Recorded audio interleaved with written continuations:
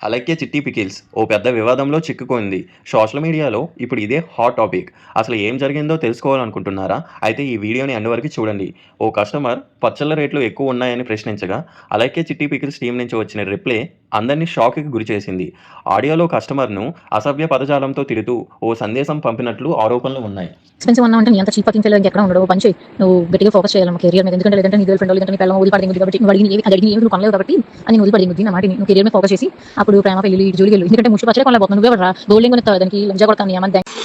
Pitch మొహం దానా ఈ తక్కువ ప్రైస్ ని కూడా నువ్వు భరించలేను. High cost too much cost expensive అంటున్నావు అంటే నీ దరిద్రం ఏ రేంజ్ లో ఉందో నేను అర్థం చేసుకోగలను. నా మాటిని 4 ఇళ్లలో చూసుకుని పాస్ పని చేసుకుని బతుకో వెళ్ళు. పచ్చళ్ళ ధరలు నిజంగానే ఎక్కువేనా? చూద్దాం.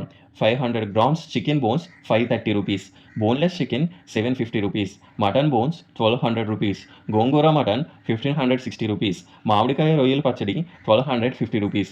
ఈ రేట్లను చూసిన నెటిజన్లు ఇంత ధరేంటి అంటూ షాక్ అవుతున్నారు. మీమ్ పేజీలు దీన్ని తెగ ట్రోల్ చేస్తున్నాయి. ఇలాంటి సర్వీస్‌తో వ్యాపారం ఎలా నడుస్తుంది అంటూ కామెంట్లు వస్తున్నాయి.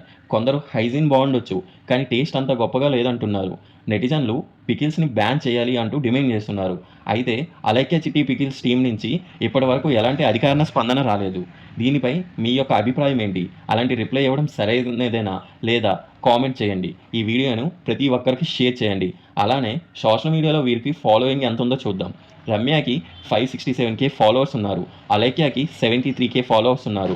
సుమాకి 61K ఫాలోవర్స్ ఉన్నారు.